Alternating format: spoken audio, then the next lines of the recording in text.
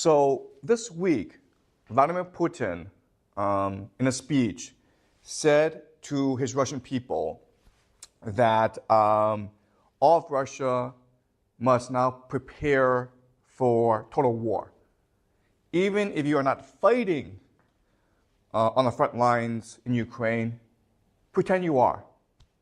And because of this speech, there are many analysts who believe that Putin is preparing Russia for total war. And total war means that every aspect of your society is geared towards winning a war. And so we last had total war in World War II, okay? But not after that. So why is Putin doing this? Now, there are some people who believe that it's because Russia is not doing so well in Ukraine. They lack manpower, and so they need to mobilize their society to fully win the war in Ukraine. Okay? Another explanation is that Putin knows that NATO is preparing to send reinforcements to Ukraine. Remember that because of last summer's offensive, Ukraine is desperately short of manpower. Okay? The average age of their soldiers right now is over 40. They have men in their 60s who are fighting in the front lines. Emmanuel Macron of France has publicly stated that he is considering sending French troops to Ukraine. The British themselves are thinking of conscription, drafting all young men into the army. The American politicians have said that they're considering a new law that would give citizenship to illegal immigrants who join the army. Okay? So it seems like NATO is only going to escalate the war in Ukraine. And so Russia is preparing for that. One more explanation, one more possibility is that Putin wants to expand the war. Okay? So he knows he's winning in Ukraine, and he's thinking about attacking Moldova and possibly the Baltic states. Okay? These are all possibilities. Today, this morning, what I want to do is argue another possibility, which is that Putin is mobilizing his society because he sees war as a tool, as a mechanism to radically reshape the people in Russia. Okay, so think of a metaphor. Okay, you're fat, and you're like, okay, how do I get fit? How do I get trim, right? You go to the gym, and you work out. And for Putin, that's what war is. War is a workout for your society. When you enter war, you become a much more disciplined, unified, and prosperous society. Okay, so that's what I want to argue today. Okay, so why does Putin think like this? Well, let's look at the current state of Russia. Okay, Russia, in many aspects, is a broken society. Corruption. Russia is the most corrupt society in all of Europe. The rich people steal, and then they run off to Europe or the United States or Dubai. Okay, so corruption is a huge problem in Russia. And because of corruption, the GDP of Russia is very low. So South Korea, which has about a third of the population of Russia, has a higher GDP. Okay? The state of Texas, just one state in the United States, has a higher GDP than Russia. So Russia, in many respects, is a very poor country. Okay? Second problem is alcoholism. 1 out of every 6 Russian males, about 16-17% of the population, they're alcoholics. Okay? It's a disease. They have the disease of alcoholism. 1 out of every 3 deaths in Russia is because of drinking too much. And because of alcoholism, the rate of young men dying is just increasing and increasing, okay? The third problem is fertility. So right now, the fertility rate in Russia is 1.5. That is below the replacement level, right? Remember that the replacement level for society is 2.1. Russia is 1.5. The problem is you have a lot of men dying because of alcoholism, okay? So since the year 2000, the population in Russia has been declining steadily. And all this means is that if current trends continue, then Russia will cease to exist as a society, okay? The nation will die. So why is this happening? Well, okay, the Western explanation is that this is happening because Russia is not democratic, right? If you had full democracy and you unleash the human potential of your people, then Russia will prosper. But Vladimir Putin, has a different explanation. Okay? His explanation is that this is happening in Russia, okay? Corruption, alcoholism, and low fertility, because Russians have been lied to, deceived, and manipulated by Western civilization. Western civilization preaches the gospel of liberal democracy, of freedom, of human rights, of consumerism. And these are all lies. They're hypocrisies that have fooled the Russian people and have corrupted the Russian soul and destroyed Russian civilization. And because Russians are abandoning their soul, their civilization, their nation, this is why this is happening. Okay? Does that make sense? That is Putin's argument. So what does Putin believe this? Well, in the late 80s, the Soviet Union had basically lost the Cold War. And they lost the Cold War because their elite basically gave up.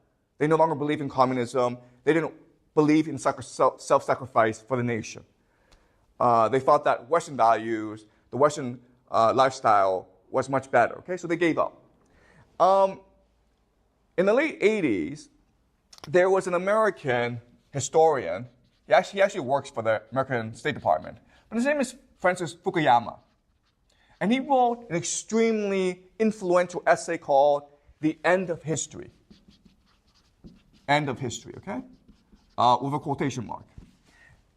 And he argued that the Soviet Union fell and America became triumphant because liberal democracy is the best idea to have ever been invented.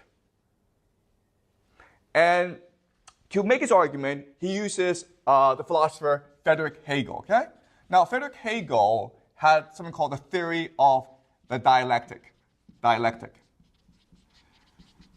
And what Hegel argued is that history is determined by a war of ideas. The progress of history is determined by the movement of ideas. And how ideas work is that they have a pattern called the dialectic, okay? So there's a thesis, a new idea comes into being. But then we recognize that this idea has problems. It's too extreme. It's too problematic. So we create an antithesis, okay? But this antithesis itself is also too extreme. And this creates also problems.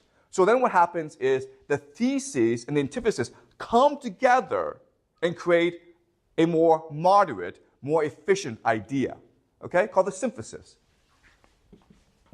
And this is how history moves or progresses. And so Fukuyama takes this idea and says, okay, well, this explains what's happening today, where at first you have a thesis called capitalism, okay? Capitalism. And this created the Industrial Revolution, right?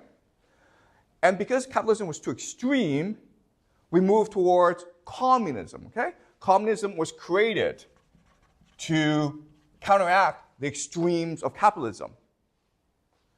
But communism itself is too extreme, so then we move towards the middle, which is the right idea, which is called liberal democracy. Okay?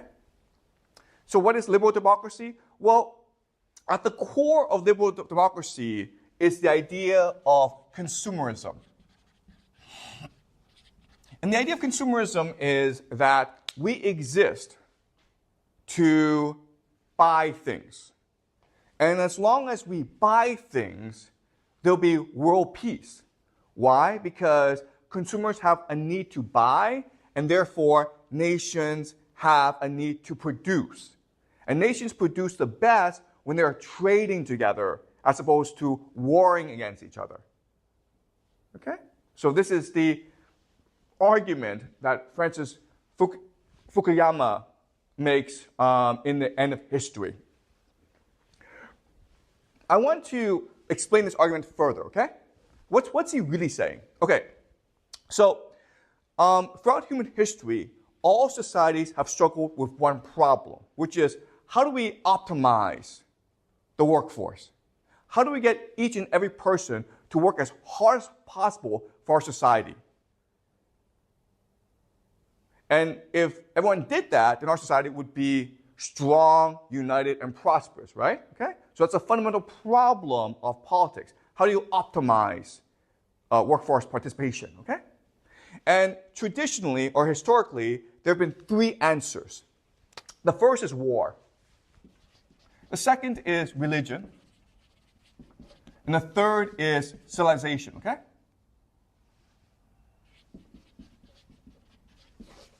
Now, as you can understand, these three things work because they give structure, meaning, and purpose to our lives, okay? And we have structure, meaning, and purpose. We are much more motivated to work hard. But as you can also see, there are actually lots of problems with all three, right? War is you kill people, that's bad. Religion is superstitious, okay? But civilization itself is also problematic because the logical extreme of civilization is racism, okay? Which is to say that we Russians are better than everyone else, we Chinese are better than everyone else, therefore we can do whatever we want, okay? And this naturally leads to imperialism, right? We have a duty to go conquer other people, to civilize them, right? Something called the white man's burden. And this leads to fascism, okay? Okay? War and conquest are the ultimate good. So historically, war, religion, and civilization have given people structure, meaning, and purpose, but they create a lot of problems. They create suffering and war and pain, okay? So, but over time, what has happened is that all of them, over time, have become much more abstract. And the reason why they've become more abstract is in order to increase the population, in order to create mass society. Okay? So let me give you an example of this. The earliest religions in humanity have been polytheistic. Okay? And the gods themselves were very much like humans. So think of the Greeks, okay? Zeus, Athena, Hera. Okay, it was a polytheistic society, and they were very much like humans. But over time, this polytheism became monotheistic, and it became abstract, okay? The idea of God was so much removed from us. And the benefit of that is that you can have more people believing in one God. And it motivates you to work harder, okay? Because it's just an abstract concept. And because of abstraction, we develop new ideas. For example, money, okay? So rather than have war, religion, and civilization as the structure and center of our society, why not make money the structure of your society, okay? And this is what we call capitalism. And capitalism, of course, led to the Industrial Revolution, industrialism. Okay? Capitalism meant that societies were becoming wealthier and wealthier, more industrial and more industrialized. Okay? Does that make sense? All right. But there's a problem with capitalism, right? What's a problem with